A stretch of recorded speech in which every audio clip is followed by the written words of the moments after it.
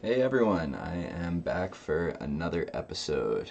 Today we're going to be starting to cover transactions, and then from there I'll probably be doing something like a database comparison. First of all, just quickly, if you guys are watching this, can you go in the comments section and let me know if you mind that I'm using a webcam? Like, I have a high quality camera from my OnlyFans days, which you can check out at onlyfans.com/Corinna Kopf.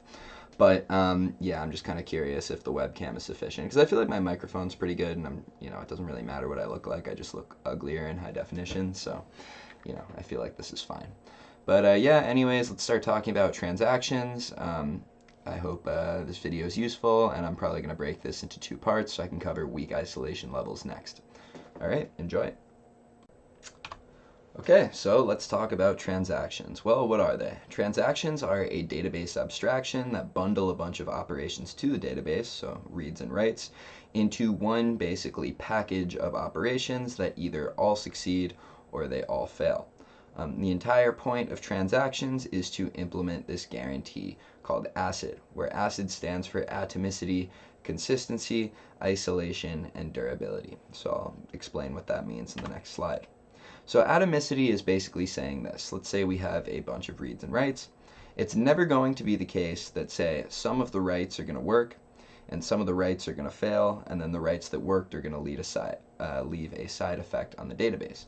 It's going to be the case that it is one atomic unit of a transaction, meaning that there's never going to be a case where only half the transaction works and half doesn't. It's either all going to be committed or it's all going to be aborted. As far as consistency goes, this is basically just saying that the database is going to do what it's supposed to. If a transaction works, it's going to stay that way. It's not going to be partially complete or anything. And as a result, you can expect that your invariants about the data are going to hold even in the face of faults. If there is a fault, the transaction is just going to get aborted and there's not going to be any side effects, so all is well. The next one, which we're going to be discussing a lot more in detail, is isolation. Isolation means that concurrently executing transactions can act as if they're the only one currently performing an operation on the data. We don't have to worry about race conditions, we don't have to worry about interleaved transactions, and we don't have to worry about anything like lost updates. Isolation is kind of the main reason that transactions take a big performance penalty on the database, and we'll discuss that in depth a little bit more. Finally, there's durability. Once a transaction is complete, it's on the disk. I mean, in theory, sure, if I came along with a hammer and broke the disk, it's not durable, but you can only make so many guarantees, and the point is, it's durable to the extent that the hard drive it's written on is durable. Okay, so now how are we going to actually implement isolation? Because like I said, isolation's kind of the toughest part. It's basically saying there can be a bunch of concurrent threads operating on a database, and we're not going to have any concurrency bugs. Isolation insinuates that you don't have to worry about the, like the actual ordering of each write in the transaction. Amongst two transactions, we just know that it's going to work.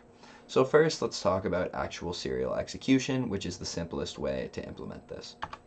Actual serial execution is saying this. We're only going to actually have one thread running on a database. It means that all of those queries are going to be run on a single CPU core, and it's only possible under the following conditions. A, all of the data in the database is stored in memory. Why is this the case? Well, if you had to keep making all of these disk reads and disk writes, those take too long. So the only way that we can actually get the throughput that we need on a single CPU core is if all the data is in memory. There's some pretty popular in-memory databases like Redis and Memcached, and as a result, using things like that, we could maybe make this actually work. Another thing is that you have to use stored procedures. Typically, what you would do when using a transaction is go ahead and actually pass the database, something like SQL instructions over the network. However, just by virtue of even passing those instructions over the network, we're wasting a lot of time that we need the CPU to be doing operations. So instead, what we actually do is store the transaction in advance on the database as something called a stored procedure, and then you would end up calling that stored procedure. There are a few issues with this. One is that it implies that you already know in advance what transactions you're going to be doing. And secondly, and possibly even more importantly, is that stored procedures are kind of an afterthought by databases. They're hard to version control, and for the most part, a lot of databases don't use a popular language in order to write stored procedures, which make them pretty annoying as developers to work with. Finally, and this is kind of more of an optional thing, but it would help a lot, is you want to keep all of the transactions limited to one partition.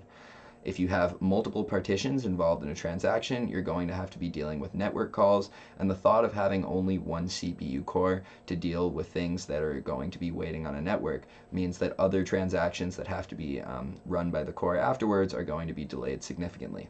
That's obviously a very big problem. So in general, the pros of this are that it's very simple to implement, and it's good because, generally speaking, unless you're doing huge analytic queries on the database, those transactions are probably going to be pretty short. However, the con is that most operations, or not necessarily most, but a good chunk of hugely scaled out applications can't actually just run all of their transactions on a single CPU core. And also, like I said, we have to deal with stored procedures. Okay, now let's talk about the far more popular solution that's implemented in most databases called two-phase locking.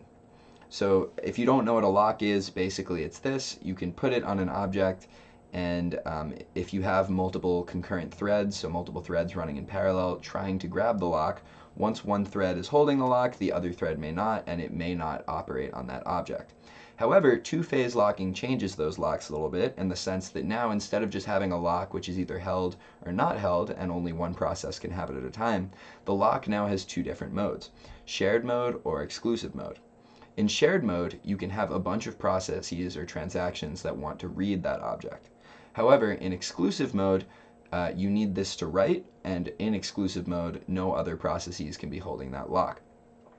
So the point is that multiple transactions can read from a row if they're holding the lock in shared mode, but the second that they want to write to that row, they have to upgrade that lock to exclusive mode. Additionally, if they're currently holding the lock in shared mode and another process is holding the lock in shared mode, they're not going to be able to upgrade to exclusive mode. You can only go to exclusive mode once there are no other processes holding that lock at all. So before I actually get into my demonstration of how that would work, I should also mention a pretty significant edge case of two-phase locking, known as predicate locks. So let's imagine that we want to run a transaction to book a meeting room. And we know that in order to book this meeting room, first we want to read from the database and say, find me all of the rows that are for this meeting room for a given time, so we can make sure that no one has already booked the room. However, after we've made that query for all those bookings, another transaction comes along and actually goes ahead and writes a new row that takes the booking that we want.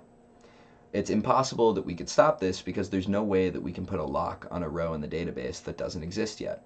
However, there is a solution to this known as predicate locks.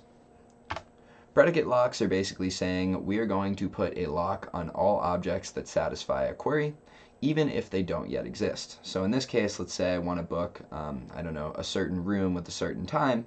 I would say to put a predicate lock on all of those meetings with that room and that time, so that in the event that another transaction tries to create a row for that, my predicate lock would already be holding it and they wouldn't be able to do so.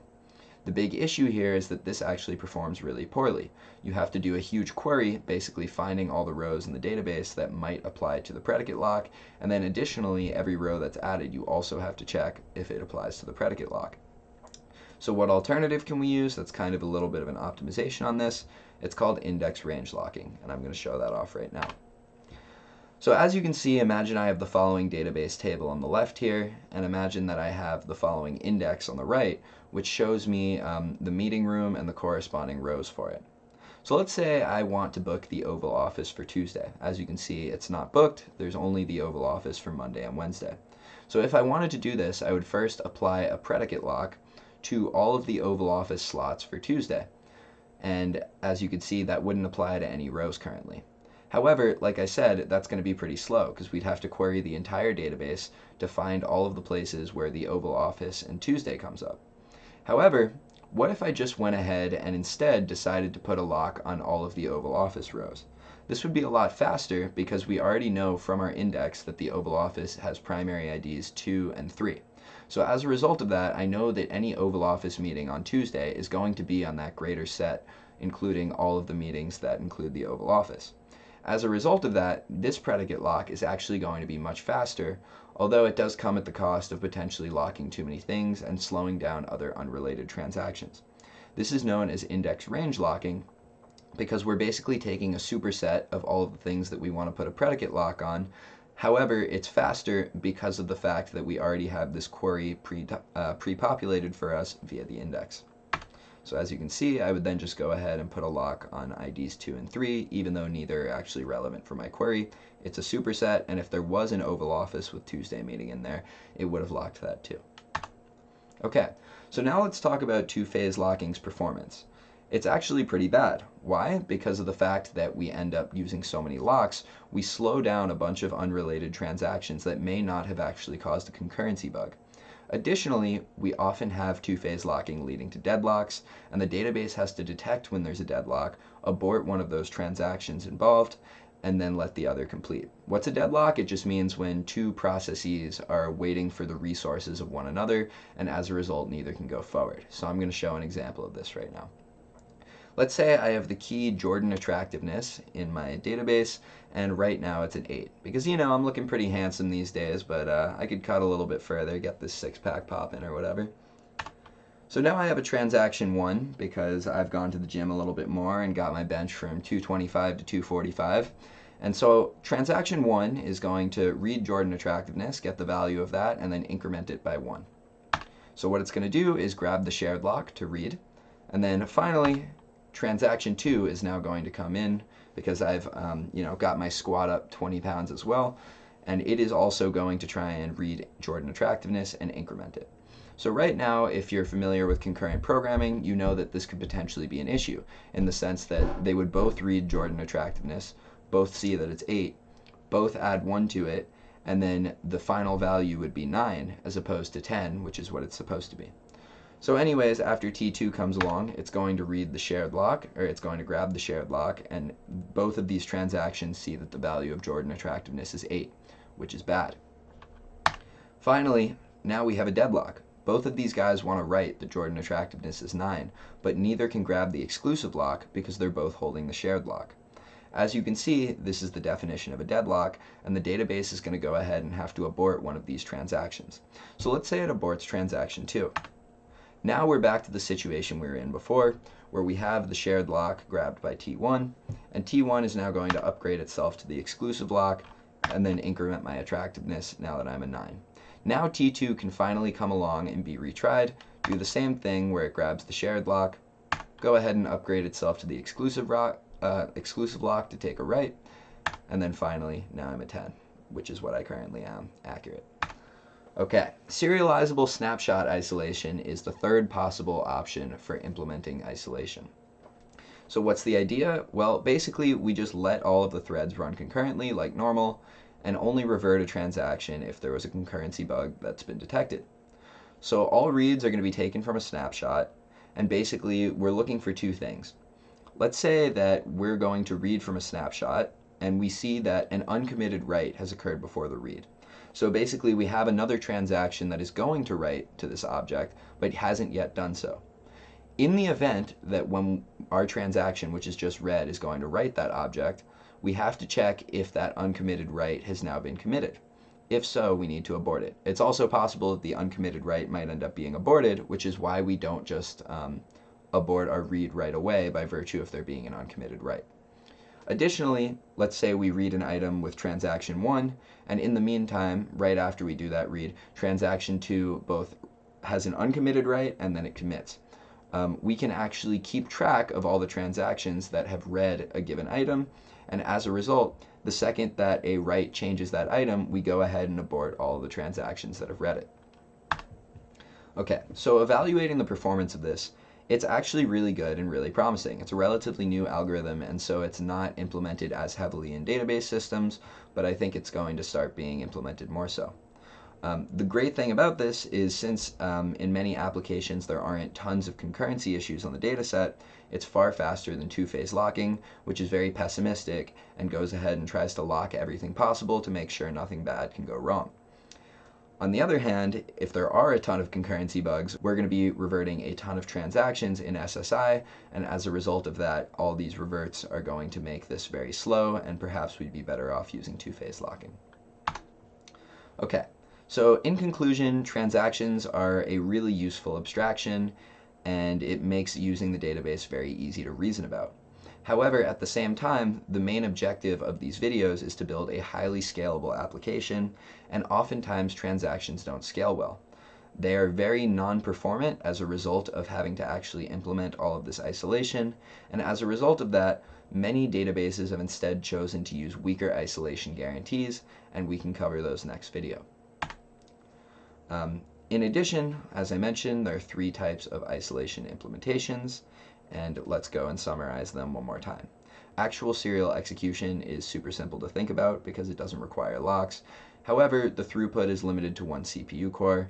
We have to keep all of our data in memory, which is not good if there's a ton of it because memory is more expensive. And also we have to use stored procedures, which are annoying. Finally, we have 2-phase locking and serializable snapshot isolation. 2PL is basically used in most databases, but it seems like it's on its way out because of SSI. 2PL is basically a pessimistic concurrency control, and as a result of that, there's tons of unnecessary locking and tons of deadlocks which need to be resolved. SSI, on the other hand, is more optimistic and only reverts transactions once they've actually led to a concurrency bug. As a result of that, in most applications where there aren't tons of concurrency bugs, but they're more of like an edge case or an afterthought, SSI works better. Alright, I hope this one makes a little bit of sense, guys. I'm going to do weak isolation levels for the next video, and then we can go ahead and get to a database comparison.